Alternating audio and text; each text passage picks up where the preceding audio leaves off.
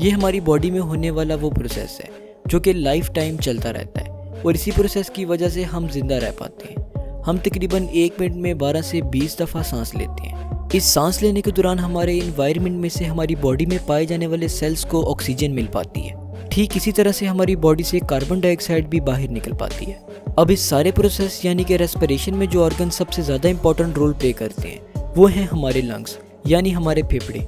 हमारी बॉडी में 2 lungs present होते हैं और ये लंग्स रिब केज के अंदर प्रेजेंट होते हैं। एक लंग हमारी बॉडी की लेफ्ट साइड पर होता है जबकि दूसरा राइट साइड पर। ये जो लेफ्ट वाला लंग होता है ये 2 लोब्स में डिवाइडेड होता है जबकि राइट वाला लंग 3 लोब्स में डिवाइडेड होता है और हमारा राइट वाला लंग थोड़ा सा बड़ा भी होता है। अगर हम अपने लंग्स के वेट की बात करें तो अप्रॉक्सीमेटली हमारे लंग्स का वेट 1.3 kg तक होता है। लंग्स का शुमार हमारी बॉडी के सबसे लार्जेस्ट ऑर्गन्स में होता है। अगर हम हमारे लंग्स में पाए जाने वाली एयरवेज की लेंथ की बात करें तो इनकी टोटल लेंथ 1500 माइल्स तक हो सकती है।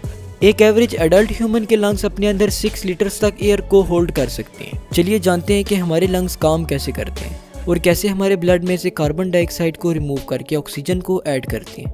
हमारे लंग के बिल्कुल नीचे एक डोम्ड शेप मसल प्रेजेंट होता है जिसे हम डायफ्राम कहते हैं। डायफ्राम फैलता और सिकुड़ता रहता है और इसके फैलने और सिकुड़ने की वजह से ही हमारे फेफड़े सांस को अपनी तरफ खींच पाते हैं। जब हमारा डायफ्राम सिकुड़ कर नीचे की तरफ जाता है तो हमारे लंग्स भी फैल जाते हैं और एक ऐसा वैक्यूम पैदा होता है जिससे कि बाहर पाए जाने वाली एयर हमारी बॉडी में इंटर होकर हमारे लंग्स तक पहुंच पाती है। जब हम सांस लेते हैं तो ये एयर हमारे नाक और मुंह से होते हुए हमारे ट्रैकिया में पहुंचती है। ट्रैकिया को हम सांस की नाली यानी कि विंड पाइप भी कहते हैं।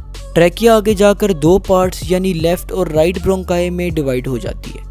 अब जैसे दरख्त की कोई ब्रांच आगे से मजीद छोटी छोटी नैरो ब्रांचेस में डिवाइड होती है, ठीक इसी तरह ब्रोंकाई भी आगे डिवाइड होती जाती है और मजीद नैरो होती जाती है। एयर इन ट्यूब्स में से आगे बढ़ती रहती है और ये ट्यूब्स एल्वियोलाई में जाकर ख़त्म होती हैं। एल्वियोलाई हवा के छोटे छोटे सैक्स की फॉर्म में होते हैं और हमारे फेफड़ों में एल्वियोलाई की तादाद 300 मिलियन तक होती है।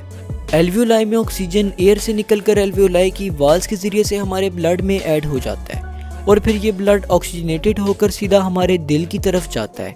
हमारा हार्ट इस ऑक्सीजनेटेड ब्लड को हमारी बॉडी तक पहुंचाता है और जब हमारी बॉडी में पाए जाने वाले सेल्स इस ऑक्सीजन को यूज़ कर लेते हैं तो वो कार्बन डाइऑक्साइड रिलीज करते हैं जो कि दोबारा से हमारे ब्लड के जरिए हमारे लंग्स तक पहुँचती है।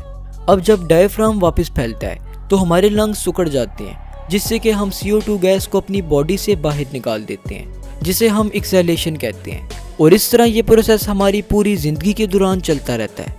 तो होप सो आपको हमारे लंग्स के काम करने का मैकेनिज्म तो समझ आ ही गया होगा।